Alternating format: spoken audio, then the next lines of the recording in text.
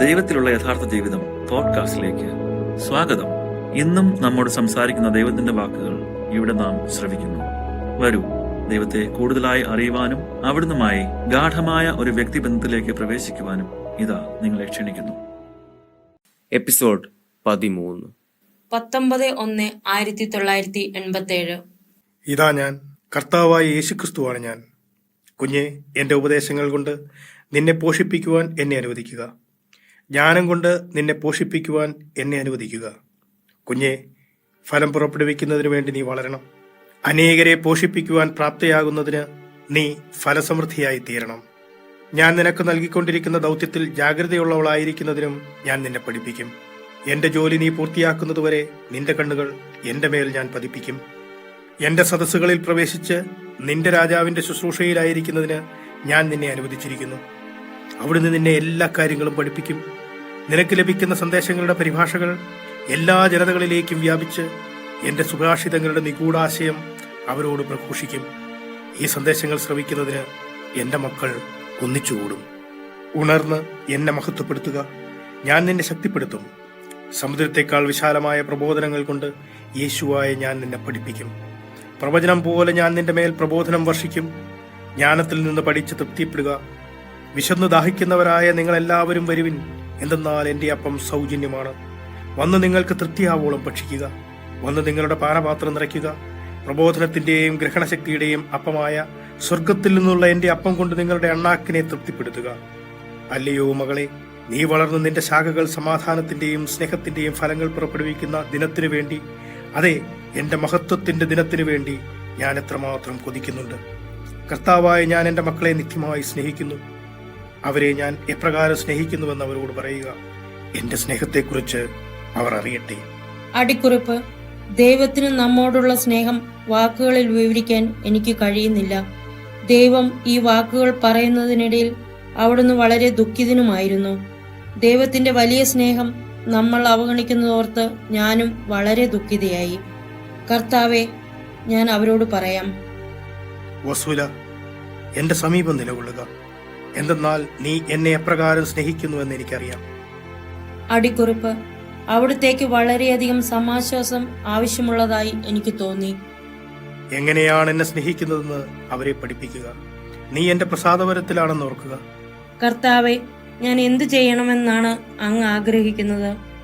എന്റെ എഴുതപ്പെട്ട സന്ദേശങ്ങൾ നീ പ്രചരിപ്പിക്കണം. ഞാൻ നിന്നെ സഹായിക്കാം. നീ ആഗ്രഹിക്കുമ്പോൾ എന്നെ വിളിക്കുക. എപ്പോഴും ഞാൻ നിന്റെ സമീപത്തുണ്ട്. ഇപ്പോൾ സമാധാനത്തിൽ പോവുക. ദൈവമായി ഞാൻ നിന്നെ സ്നേഹിക്കുന്നു. ഞാനും അങ്ങയെ സ്നേഹിക്കുന്നു. 19/1/1987. യഹോവ നിങ്ങളെ എപ്പോഴെങ്കിലും സന്ദർശിച്ചിട്ടുണ്ടോ? അവിടുത്തെ സാന്നിധ്യത്തെക്കുറിച്ച് നിങ്ങൾക്ക് എന്തെങ്കിലും ഊഹമുണ്ടോ?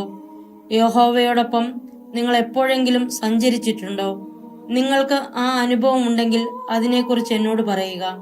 ദൈവം ഭയാവഹമായ തേജസ് അണിഞ്ഞിരിക്കുന്നു. എന്നോടൊപ്പമുള്ള അവിടുത്തെ സാന്നിധ്യം എന്റെ ബുദ്ധിക്ക് അതീതമാണ്. പരമാധികാരിയായ അവിടുത്തെ ഞാൻ ഭയപ്പെടുന്നു. യഹോവ എന്നെ എവിടേക്കാണ് കൊണ്ടുപോകുന്നത്? എന്നെക്കുറിച്ചുള്ള യഹോവയുടെ ഉദ്ദേശങ്ങൾ എന്താണ്? കർത്താവെ, മുമ്പ് അങ്ങയെക്കുറിച്ച് എനിക്ക് കേട്ടറിവ് മാത്രമേ ഉണ്ടായിരുന്നുള്ളൂ. എന്നാൽ ഇപ്പോൾ ഞാൻ എന്താണ് പറയേണ്ടത്?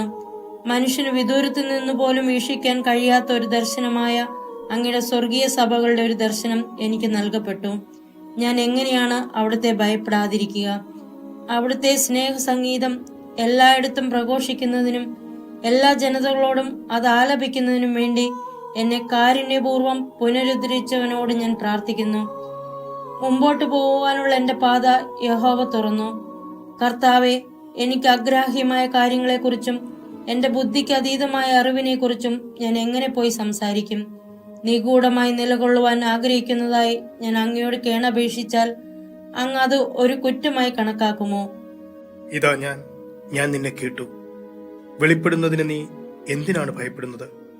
അങ്ങ് സർവശക്തനാണെന്ന് എനിക്കറിയാം. എങ്കിലും എന്തുകൊണ്ടാണ് യഹോവ തന്നെ 1987 എനിക്ക് വെളിപ്പെടുത്തി തന്നുകൊണ്ടിരിക്കുന്നതെന്ന് എനിക്ക് മനസ്സിലാക്കാൻ കഴിയുന്നില്ല. എന്റെ കർത്താവെ, എന്തിനാണ് അങ്ങ് എനിക്ക് ഈ സന്ദേശങ്ങൾ എല്ലാം നൽകുന്നത്? എപ്രകാരമാണ് ഞാൻ പ്രവർത്തിക്കുന്നതെന്ന് നിന്നെ അറിയിക്കുവാൻ ഞാൻ ആഗ്രഹിക്കുന്നു. സ്വപ്നങ്ങളിലൂടെയും ദർശനങ്ങളിലൂടെയും അടയാളങ്ങളിലൂടെയും ഞാൻ സംസാരിക്കാറുണ്ടെന്ന് നീ കേട്ടിട്ടില്ലേ? ആദ്യം ഞാൻ ഒരു രീതിയിൽ സംസാരിക്കുന്നു, പിന്നീട് എന്നെ ശ്രവിക്കുന്നതുവരെ ഞാൻ മറ്റു രീതിയിൽ സംസാരിക്കുന്നു. ഭയപ്പെടേണ്ട, ഞാനും നിന്നെ വളർത്തി, അത് നിന്നെ പരിശീലിപ്പിക്കും. ഞാൻ നിന്നെ പുനരുദ്ധരിച്ചു, പിന്നെ എന്തിനാണ് നീ ഭയപ്പെടുന്നത്? ഞാൻ എപ്രകാരമാണ് പ്രവർത്തിക്കുന്നതെന്ന് നീ മനസ്സിലാക്കുന്നുണ്ടോ? ഞാൻ സൈന്യങ്ങളുടെ കർത്താവായ ദൈവമാണ്. കുഞ്ഞെ, എന്നോട് പറയൂ, എന്നെ കൂടുതലായി സ്നേഹിക്കുവാൻ നിന്നെ പഠിപ്പിച്ചത് ആരാണ്? എന്റെ ദൈവമേ, ഈ സന്ദേശങ്ങളിലൂടെ അങ്ങാണ് എന്നെ പഠിപ്പിച്ചത്. അതെ, ഞാനാണ് നിന്നെ പഠിപ്പിച്ചത്. ദൈവത്തിൽ നിന്ന് എന്നെ വേർതിരിച്ചു നിർത്തിയ തിരശീല പെട്ടെന്ന് കീറിപ്പോയി. ഈ തിരശീലയ്ക്ക് പിന്നിൽ മഹിമയാർന്ന ദൈവം അവിടുത്തെ സിംഹാസനത്തിൽ ഉപവിഷ്ടനായിരിക്കുകയാണെന്നാണ് ഞാൻ ഇതുവരെ വിചാരിച്ചത്. എന്നാൽ ഇതാ ഈ മണിക്കൂർ എന്നെ ഭയപ്പെടുത്തുന്നു. മനുഷ്യർക്ക് വിലക്കപ്പെട്ടിരിക്കുന്ന ഒരു സ്ഥലമായ എന്റെ സ്രഷ്ടാവിന്റെ മുമ്പിലാണ് ഞാനിപ്പോൾ നിൽക്കുന്നത്. തേജസ്സിന്റെയും പരിശുദ്ധിയുടെയും മുമ്പിൽ നിന്ന് ഞാൻ വിറകൊള്ളുകയാണ്. നീ ഭയപ്പെടുന്നതിന്റെ കാരണം ഇത് യഹോവയായ ഞാനാണ് എന്ന് നീ തിരിച്ചറിയുവാൻ തുടങ്ങിയിരിക്കുന്നു എന്നതാണ്. അതേ മകളെ, ആയിരിക്കുന്നവനും ആയിരുന്നവനും വരാനിരിക്കുന്നവനുമാണ് ഞാൻ.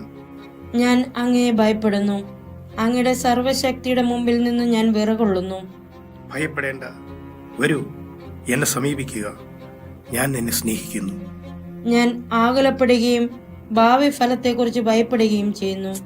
ആകുലപ്പെടേണ്ട, ദൈവമായ ഞാനാണ് നിന്റെ പിതാവ്. സ്വർഗവും സർവസൃഷ്ടിജാലവും സൃഷ്ടിക്കപ്പെട്ടത് എന്റെ വിരലുകളാലാണ്. ഞാൻ നിന്റെ മുമ്പിലുണ്ടെന്ന് ഓർക്കുക. നിന്റെ ശൈശവത്വത്തിൽ ഞാൻ സന്തോഷിക്കുന്നു. എന്റെ രക്ഷാകരമായ സ്നേഹം നിങ്ങൾക്കെല്ലാവർക്കും നൽകുന്നതിന് എന്റെ വലിയ സ്നേഹത്തിൽ ഞാൻ ഇറങ്ങി വരുന്നെന്ന് ഗ്രഹിക്കുവിൻ. കുഞ്ഞെ, എന്റെ സന്ദേശവാഹകയായിരിക്കുക. ഭയപ്പെടേണ്ട, ഞാൻ വഴി നടത്തും. നീ എന്നെ സന്തോഷിപ്പിക്കുന്നു. എന്റെ സന്ദേശങ്ങൾ എഴുതിയെടുത്തുകൊണ്ട് എന്നോടൊപ്പം പ്രവർത്തിക്കുക. എന്റെ സമീപം നിലകൊള്ളുക. എന്നെ ഭയപ്പെടേണ്ട. എന്റെ മധുര സംഭാഷണം കൊണ്ട് ഞാൻ നിന്നെ എന്നോട് ബന്ധിക്കും. അങ്ങനെ എന്റെ സഭയെ ഞാൻ കാത്തുരക്ഷിക്കും. എന്റെ സഭയിൽ വിഷം വ്യാപിച്ചുകൊണ്ടിരിക്കുന്നു, എന്നാൽ എന്റെ ശത്രുക്കളെ ഞാൻ വീഴ്ത്തും. എന്റെ മാർഗങ്ങൾ ഞാൻ നിന്നെ പഠിപ്പിക്കും. മകളെ, എന്നോടൊപ്പം നടക്കുവാൻ നീ പഠിക്കും. അനുഗ്രഹിക്കപ്പെടുക. ഞാൻ നിന്നെ എത്രമാത്രം സ്നേഹിക്കുന്നുണ്ടെന്നുള്ളത് മറക്കരുത്. 25/1/1987. മകളെ, ധൈര്യമായിരിക്കുക. നീ വഹിക്കുന്ന കുരിശ് സമാധാനത്തിന്റെയും സ്നേഹത്തിന്റേതുമായ എന്റെ കുരിശാണെന്ന് ക്രിസ്തുവായി ഞാൻ നിന്നെ പഠിപ്പിച്ചിട്ടുണ്ട്. മകളെ, എന്റെ അമൂല്യമായ കുരിശ് വഹിക്കുന്നതിന് നീ ഏറെ ആത്മത്യാഗം ചെയ്യേണ്ടി വരും. ശക്തയായി തീർന്ന് സ്നേഹപൂർവ്വം എന്റെ കുരിശ് വഹിക്കുക. എന്നോടൊപ്പം നീ അതിൽ പങ്കുചേരും. എന്റെ സഹനങ്ങളിലും നീ പങ്കുചേരും. നിന്റെ സമർപ്പണ പ്രാർത്ഥന കേൾക്കുവാൻ എനിക്ക് സന്തോഷമായിരുന്നു. നിന്നെ എനിക്ക് സമർപ്പിച്ചിരിക്കുന്നതിനാൽ ഞാൻ നിന്നെ ഉന്നതങ്ങളിലേക്ക് ഉയർത്തുകയും എപ്രകാരമാണ് ഞാൻ പ്രവർത്തിക്കുന്നതെന്ന് കാണിച്ചു തരികയും ചെയ്യും. നീ എന്നെ അനുവദിക്കുകയാണെങ്കിൽ ഞാൻ നിന്നെ ഒരു നല്ല വ്യക്തിയായി രൂപപ്പെടുത്തും. എന്റെ മണവാട്ടിയായി തീരുന്നതിന് നിന്റെ സമ്മതം നീ എനിക്ക് നൽകിയിരിക്കുന്നു. ഒരു മണവാട്ടിക്ക് തന്റെ മണവാളനെ അനുഗമിക്കുന്നതിനേക്കാൾ സ്വാഭാവികമായി മറ്റെന്താണുള്ളത്? നിന്റെ വിലയില്ലായ്മ നീ മനസ്സിലാക്കുന്നതിൽ എനിക്ക് സന്തോഷമുണ്ട്. ഭയപ്പെടേണ്ട, ഏതു വിധത്തിലായാലും ഞാൻ നിന്നെ സ്നേഹിക്കുന്നു. എന്നെ ശ്രദ്ധിക്കുക. നിന്റെ ദൗർബല്യങ്ങൾ ഞാൻ നിനക്ക് ചൂണ്ടിക്കാണിച്ചു തരുമ്പോൾ നീ നിരുത്സാഹപ്പെടരുത്. എന്തെന്നാൽ നിന്നെ സഹായിക്കുവാൻ ഞാൻ നിന്നോടൊപ്പമുണ്ട്. എപ്പോഴും എന്നെ വിശ്വസിക്കുകയും എന്നെ ആശ്രയിക്കുകയും ചെയ്യുക. എന്റെ വചനം വായിച്ചുകൊണ്ട് എന്നെ മനസ്സിലാക്കുക. കണികളിൽ വീഴരുത്. തിന്മയെക്കുറിച്ച് ജാഗ്രതയുള്ളവളായിരിക്കുക. എന്നോട് ചേർന്നിരിക്കുക. നീ സുരക്ഷിതയായിരിക്കും. ഉണർന്നിരിക്കുവാൻ ഞാൻ നിന്നെ എപ്പോഴും അനുസ്മരിപ്പിക്കും. അല്ലയോ മകളെ, ആ ദിവസത്തിനു വേണ്ടി ഞാൻ എത്രമാത്രം കൊതിക്കുന്നുണ്ട്. ഏതു ദിവസം? എന്റെ സമ്മാനമായി നിന്നെ മനുഷ്യവർഗം മുഴുവനിലേക്കും ഞാൻ അയക്കുന്ന ദിവസം. അവരും എന്നെ സ്നേഹിക്കുവാൻ പഠിക്കും. അവർ എന്നെ കൂടുതലായി മനസ്സിലാക്കും. ജ്ഞാനം അവളുടെ നിധികൾ മനുഷ്യവർഗം മുഴുവനുമായി പങ്കുവയ്ക്കും. ഇപ്പോൾ സമാധാനത്തിൽ പോയി നിന്റെ ജോലികൾ പൂർത്തിയാക്കുക. നമുക്കൊരുമിച്ച് പോകാം. അതേ ദിവസം തന്നെ കുറച്ചു കഴിഞ്ഞ്, എന്റെ ദൈവമായ കർത്താവെ, അങ്ങയുടെ സാന്നിധ്യത്തിൽ എന്റെ ആത്മാവ് എന്റെ ഉള്ളിൽ ഉരുകുന്നു. സന്തോഷവും സമാധാനവും എന്നെ ആവരണം ചെയ്യുന്നു. എന്തെന്നാൽ ഒരു അനുഗ്രഹ പ്രവാഹത്തിന്റെ കീഴിലാണ് ഞാൻ. വസൂല, എന്റെ സൗഹാർദ്ദവും എന്റെ ഹൃദയത്തിന്റെ സമാധാനവും നീ അനുഭവിച്ചറിഞ്ഞു. നീ ചെന്ന് അവരോട് ഇത് പറയുക: എന്റെ ഹൃദയം ക്ഷമയുടെയും കാരുണ്യത്തിന്റെയും സമാധാനത്തിന്റെയും ഒരു അഗാധ ജലധിയാണെന്ന് അവർ എല്ലാവരും അറിയട്ടെ. കുഞ്ഞെ, എന്റെ വിളി ശ്രവിച്ചതിനെ പ്രതി ഞാൻ നിന്നെ സ്നേഹിക്കുന്നു. വരൂ, നമുക്ക് പോകാം. എന്നെ വിവേചിച്ചറിയുകയും എന്നോടൊപ്പം വസിക്കുകയും ചെയ്യുക. 26/1/1987. യേശുവായ ഞാൻ നിന്നെ നിത്യമായി സ്നേഹിക്കുന്നു. എന്നെ ശ്രവിക്കുക, ഇക്കാര്യം എപ്പോഴും ഓർക്കുക. നിന്റെ രക്ഷകനായ യേശുക്രിസ്തുവായ ഞാൻ എന്റെ ഹൃദയത്തിന്റെ അഗാധങ്ങളിൽ നിന്ന് നിന്നെ സ്നേഹിക്കുന്നു. എന്നെ സമീപിച്ച് എന്നെ ശ്രദ്ധിക്കുക. നിന്റെ വിശ്വാസം മുഴുവനും നീ എന്നിൽ അർപ്പിക്കണമെന്ന് ഞാൻ ആഗ്രഹിക്കുന്നു. എന്നിൽ വിശ്വാസമുണ്ടായിരിക്കുക. എന്താണ് സംഭവിക്കാനിരിക്കുന്നത് എന്നതിനെക്കുറിച്ച് നിനക്ക് മുന്നറിയിപ്പ് നൽകുവാൻ ഞാൻ ആഗ്രഹിക്കുന്നു. നിന്നെ വഴി നടത്തുന്നത് യാതൊരു ദുഷ്ടാരൂപിയുമല്ലെന്ന് കാണുമ്പോൾ അവർ നിന്നിൽ മറ്റൊരു സിദ്ധാന്തം ആരോപിക്കും. ഉപബോധ മനസ്സ് നിന്നിൽ പ്രവർത്തിച്ചുകൊണ്ടിരിക്കുന്നു എന്ന സിദ്ധാന്തം. പ്രിയപ്പെട്ടവളെ, ഈ തത്വം മസ്തിഷ്കത്തിന്റെ മനഃശാസ്ത്രപരമായ ഒരു വ്യാപാരമാണ്. അനേകർ നിനക്കെതിരെ സംഘടിക്കും, അനേകർ എന്റെ പ്രമാണം ലംഘിക്കും. നിന്നെ കുറ്റക്കാരിയായി കണക്കാക്കിക്കൊണ്ട് അനേകർ നിന്നെ വേട്ടയാടും. അവരുടെ ദുഷ്ടത നിന്നെ പീഡിപ്പിക്കും. എന്നാൽ ഞാൻ നിനക്ക് വേണ്ടി മറുപടി നൽകും. നിന്റെ വായിലൂടെ ഞാൻ സമാധാനം ആഹ്വാനം ചെയ്യുമ്പോൾ പോലും അവർ എല്ലാവരും യുദ്ധത്തിനു വേണ്ടി മുറവിളി കൂട്ടും. മകളെ, ഞാൻ നിനക്ക് മുന്നറിയിപ്പ് നൽകുന്നു. നിന്റെ കാലഘട്ടം നിന്നെ മാറ്റാതിരിക്കട്ടെ. നിന്റെ രക്ഷകനായ എന്നോട് ഒട്ടിച്ചേർന്നിരിക്കുക. ഞാൻ എപ്പോഴും നിന്റെ സമീപത്തുണ്ട്. നിന്നെ മാനസികമായി പീഡിപ്പിക്കുവാൻ അവരെ അനുവദിക്കരുത്. നിന്നെ സഹായിച്ചുകൊണ്ട് ഞാൻ നിന്റെ സമീപമുണ്ടായിരിക്കും. ചിലപ്പോഴൊക്കെ നീ എന്റെ സാന്നിധ്യം വിസ്മരിക്കുന്നതായി തോന്നുന്നു. എന്നോടൊപ്പം വസിക്കുക. അല്ലയോ വസൂല, മഹത്വത്തിന്റെ ദിവസത്തിനു വേണ്ടി ഞാൻ ഏറെ കൊതിക്കുന്നു. എന്തിനാണ് നിന്റെ ചോദ്യം നീ പിടിച്ചു വച്ചത്? ശരിയാണ് യേശുവേ. മഹത്വത്തിന്റെ ദിവസം എന്നതുകൊണ്ട് എന്താണ് അർത്ഥമാക്കുന്നത്? ഞാൻ നിന്നോട് പറയാം. സർവ്വ വെളിപാടുകളും വെളിപ്പെടുന്ന ദിവസമായിരിക്കും അത്. ഞാനും എന്റെ പിതാവും എഴുതിയിട്ടുള്ള സർവ്വതും വെളിപ്പെടുന്ന ദിവസമായിരിക്കും അത്. സത്യം മറഞ്ഞിരിക്കുകയില്ല. വരൂ, ഇപ്പോൾ നീ ഗ്രഹിച്ചുകൊണ്ടിരിക്കുന്നു. അടിക്കുറിപ്പ്: എന്റെ ദൗത്യത്തിനുള്ള സമയം ഇനിയും വന്നെത്തിയിട്ടില്ലെന്ന് എനിക്ക് മനസ്സിലായി. ഞാൻ ഇപ്പോഴും പഠിച്ചുകൊണ്ടിരിക്കുകയാണ്. 28/1/1987. മകളെ, ഇതാ ഞാൻ ജ്ഞാനമാണ്. എന്റെ സന്ദേശം മുഴുവൻ മനുഷ്യവർഗത്തിനും എത്തിച്ചു കൊടുക്കുവാൻ തയ്യാറാവുക. യേശുക്രിസ്തുവായ ഞാൻ എന്റെ കൃപകൾ വർദ്ധിപ്പിക്കും. ഞാൻ മടിച്ചു നിന്നു. വസൂല, എന്റെ ദൃഷ്ടിയിൽ നീ വ്യത്യസ്തയല്ല. എന്നാൽ യേശുവേ, അങ്ങിൽ നിന്ന് സന്ദേശങ്ങൾ സ്വീകരിച്ചിട്ടുള്ള മറ്റുള്ളവരിൽ നിന്ന് ഞാൻ വ്യത്യസ്തയാണ്. അവരിൽ അധികം പേരും ആത്മീയ ജീവിതം നയിച്ചിരുന്നവരാണ്. ഭക്തരായ കന്യാസ്ത്രീകളായിരുന്നു അവർ. എന്നാൽ ഞാൻ മറ്റു ലൗകിക മനുഷ്യരെ പോലെയാണ്. ഈ ചിത്രത്തിന് ഞാൻ യോജിക്കുകയില്ല. കുഞ്ഞെ, നീ ചിന്തിക്കുന്നത് മാനുഷികമായ രീതിയിലാണ്. എന്റെ സ്നേഹം അനുഭവിച്ചറിയുക. ഇനി തുടർന്നു വരുന്ന സന്ദേശങ്ങൾ യേശു പെട്ടെന്ന് പറഞ്ഞതാണ്. കൂടുതലായി അസംബന്ധം പറയുന്നതിന് എന്റെ വായ് തുറക്കുന്നതിന് മുൻപ് ഈ സന്ദേശങ്ങൾ അരുൾ ചെയ്യുവാൻ അവിടുന്ന് ആഗ്രഹിച്ചു എന്ന് തോന്നത്തക്ക വിധത്തിലായിരുന്നു അവിടുത്തെ സംഭാഷണ രീതി. മകളെ, വരൂ, നമുക്കൊന്നിച്ചായിരിക്കാം. എന്റെ സ്നേഹം അനുഭവിച്ചറിയുക. വന്ന് എന്നോടൊപ്പം പ്രാർത്ഥിക്കുക. ഞങ്ങൾ ഒന്നിച്ചു പ്രാർത്ഥിച്ചു. ദൈവത്തിന് മഹത്വം. നിന്നെ തന്നെ സ്വതന്ത്രയാക്കുകയും എന്നോട് അടുത്തു വരികയും ചെയ്യുക. എന്റെ മേൽ ചാരുക. എന്നെ സന്തോഷിപ്പിക്കുകയും എന്റെ മേൽ ചാരുകയും ചെയ്യുക. വസൂല, ഞാൻ നിന്നെ സ്നേഹിക്കുന്നുണ്ടെന്ന് നീ മനസ്സിലാക്കണമെന്ന് ഞാൻ ആഗ്രഹിക്കുന്നു. നീ എനിക്ക് ചേർന്നവളല്ല എന്ന് നിനക്ക് തോന്നുന്നതിനാൽ എന്നെ സമീപിക്കുന്നത് നീ ഒഴിവാക്കുന്നു. എന്നിൽ നിന്നകന്ന് എന്നെ നിഷേധിക്കുവാൻ പോലും നീ തയ്യാറായി. അടിക്കുറിപ്പ്: വാസ്തവത്തിൽ യേശുവിന്റെ മനസ്സ് വിഷമിച്ചു. എനിക്ക് പകരം എന്റെ ദാസനായ ദാനിയേൽ നിന്റെ സമീപം ആയിരിക്കുന്നതിന് നീ അപേക്ഷിച്ചു. അടിക്കുറിപ്പ്: യേശുവിന്റെ സ്നേഹത്തിന് ഞാൻ അയോഗ്യയാണെന്ന് എനിക്ക് തോന്നിയതിനാൽ എന്റെ കാവൽ മാലാഖയായ ദാനിയേൽ എന്റെ അടുത്ത് വരണമെന്ന് ഞാൻ വിളിച്ചപേക്ഷിച്ചു. ഓ മകളെ, ഞാൻ നിന്നെ സ്നേഹിക്കുന്നു. എന്റെ ജീവൻ ഞാൻ നിനക്ക് അർപ്പിച്ചിട്ടില്ലേ? അടിക്കുറിപ്പ്: ഒരു വിലാപം പോലെയാണ് ഇത് പറഞ്ഞത്. അങ്ങേക്കും അങ്ങയുടെ സ്നേഹത്തിനും ഞാൻ യോഗ്യയല്ല എന്ന് എനിക്ക് തോന്നുന്നു. ഈ വിധത്തിൽ ചിന്തിക്കുവാൻ നിനക്ക് എങ്ങനെ കഴിഞ്ഞു? അടിക്കുറിപ്പ്: യേശു വിസ്മയഭരിതനായി കാണപ്പെട്ടു. യോഗ്യർക്കും അയോഗ്യർക്കും എല്ലാവർക്കും വേണ്ടി ഞാൻ എന്റെ ജീവൻ അർപ്പിച്ചു.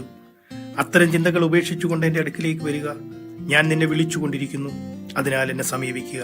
എന്നിൽ വിശ്രമിക്കുവാൻ നിന്നെ തന്നെ അനുവദിക്കുക. ഒരിക്കലും എന്നെ നിഷേധിക്കരുത്. നീ ആയിരിക്കുന്നത് പോലെ നികൃഷ്ടയും നിസ്സഹായയും കുറ്റക്കാരിയുമായ നിന്നെ ഞാൻ സ്നേഹിക്കുന്നു. നിന്നെ രൂപപ്പെടുത്തുമെന്ന് ഇതിനോടകം ഞാൻ നിന്നോട് പറഞ്ഞിട്ടുണ്ട്. നിന്നെ തന്നെ എന്റെ കരങ്ങളിൽ നീ സ്വതന്ത്രമായി വിട്ടുതരണം. നീ എന്തായിരിക്കണമെന്ന് ഞാൻ ആഗ്രഹിക്കുന്ന വിധത്തിൽ നിന്നെ രൂപപ്പെടുത്തും. പ്രിയപ്പെട്ടവളെ, വരൂ, ഞാൻ നിന്നോടൊപ്പമുണ്ട്. നിന്നെ വഴി നടത്തുന്ന നിന്റെ പരിശുദ്ധ ചങ്ങാതിയാണ് ഞാൻ. യേശുക്രിസ്തുവായ ഞാൻ നിന്നെ താമസിയാതെ വെളിപ്പെടുത്തും. നീ മനുഷ്യരുടെ ഇടയിൽ ആയിരിക്കേണ്ടവളാണ്. സംഭവിച്ചുകൊണ്ടിരിക്കുന്നത് എന്താണെന്ന് എനിക്ക് മനസ്സിലാകുന്നില്ലെന്ന് യേശുവെ അങ്ങേക്കറിയാമല്ലോ. എന്നാൽ ഈ വിധത്തിൽ അങ്ങയോടൊപ്പമായിരിക്കുന്നതിൽ എൻ്റെ ആത്മാവ് സന്തോഷിക്കുന്നു. എൻ്റെ കണ്ണുകൾ അങ്ങിൽ പതിഞ്ഞിരിക്കുന്നു. അങ്ങ് ജീവിക്കുന്ന രക്ഷകനാണെന്ന് ഞാനിപ്പോൾ അറിയുന്നു. ഇതാ എൻ്റെ മുറിയിൽ അങ്ങ് എൻ്റെ ചെവിയിൽ ഒരു സന്ദേശം മന്ത്രിച്ചുകൊണ്ടിരിക്കുന്നു. അങ്ങയുടെ സ്നേഹസംഗീതവുമായി ജനതകളുടെ അടുക്കിലേക്ക് അയക്കപ്പെടുന്നതിന് ആയിരങ്ങളിൽ നിന്ന് അങ്ങ് എന്നെ തിരഞ്ഞെടുത്തിരിക്കുന്നു. കൂടുതലായി എന്താണ് എനിക്ക് ചോദിക്കുവാൻ സാധിക്കുക? അങ്ങയുടെ തിരഞ്ഞെടുപ്പ് മൂലം അനേകർ ആശയക്കുഴപ്പത്തിലാകുമെങ്കിലും അങ്ങയുടെ തീവ്രാഭിലാഷം അവരുടെ ഹൃദയങ്ങളെ നേടിയെടുക്കും. ഈ പ്രവാസത്തിൽ നിന്ന് എൻ്റെ ആത്മാവിനെ പൊക്കിയെടുക്കുന്നതിനു വേണ്ടി അങ്ങ് അങ്ങയുടെ സിംഹാസനത്തിൽ നിന്ന് അങ്ങയുടെ രാജീയ കിരീടം മാറ്റിവെച്ചുകൊണ്ട് വീണ്ടും ഈ നിമിഷം ഇറങ്ങി വന്നിരിക്കുന്നു. അതെ, അങ്ങയെ അനുഗമിക്കുവാൻ ഞാൻ ആഗ്രഹിക്കുന്നു. നിന്നെ എന്നോടൊപ്പം കൊണ്ടുപോകാൻ എനിക്ക് സന്തോഷമാണ്. എന്നെ അനുഗമിക്കുക. നീ ചെയ്യുന്നതെല്ലാം എന്നോടൊപ്പം ചെയ്യപ്പെടുന്നതായിരിക്കും എന്നോർക്കുക. അവസാനം വരെ ഞാനായിരിക്കും നിന്റെ വഴികാട്ടിയും നിന്റെ വിളക്കും നിന്റെ അഭയസങ്കേതവും. അപ്പോൾ ഞാൻ വന്ന് നിന്നെ രക്ഷിക്കും. നീ ആഗ്രഹിക്കുമ്പോൾ എന്നെ വിളിക്കുക. ഞാൻ സ്വർഗത്തിൽ നിന്ന് ഇറങ്ങി വരും. എന്റെ സാന്നിധ്യം വിസ്മരിക്കരുത്. നിന്നെ തന്നെ എനിക്ക് പൂർണ്ണമായി വിട്ടുതരിക. എന്റെ സ്നേഹത്താൽ ഞാൻ നിന്നെ ദഹിപ്പിക്കും. നിന്റെ നികൃഷ്ടത എന്നെ ആകർഷിക്കുന്നു. വന്ന് നിനക്ക് എന്നോടുള്ള സ്നേഹത്താൽ എന്നെ മഹത്വപ്പെടുത്തുക. എന്റെ പ്രബോധനങ്ങൾ സ്വീകരിക്കുക. എന്നാൽ അവ അനേകരെ പോഷിപ്പിക്കുവാൻ ഉദ്ദേശിച്ചിട്ടുള്ളതാണ്. രക്ഷ എന്നിൽ നിന്നാണ് വരുന്നത്. ഞാൻ നിന്നോട് പറയട്ടെ, ദരിദ്രർക്ക് തൃപ്തി വരുവോളം ഭക്ഷിക്കുവാൻ ലഭിക്കും. ദരിദ്രരെ ഞാൻ വിസ്മരിക്കുന്നതായി ഒരിക്കലും കേട്ടിട്ടില്ല. അതിനാൽ വരൂ, എന്റെ ഹൃദയത്തിന്റെ അഗാധങ്ങളിലേക്ക് നിന്നെ പ്രവേശിപ്പിക്കുവാൻ എന്നെ അനുവദിക്കുക. എന്റെ സ്നേഹം അളവുറ്റതാണ്. മകളെ, എന്റെ ഹൃദയത്തിൽ വസിക്കുക. നീ സുഖപ്പെടും. നിങ്ങൾ കേട്ടത് ദൈവത്തിലുള്ള യഥാർത്ഥ ജീവിതം പോഡ്കാസ്റ്റ്. അടുത്ത എപ്പിസോഡിൽ വീണ്ടും കണ്ടുമുട്ടുമ്പോഴേക്കും അവിടുത്തെ കരുണാദ്ര സ്നേഹത്തിൽ ഒരു പടി കൂടെ ആഴപ്പെടാൻ ഇടവരട്ടെ.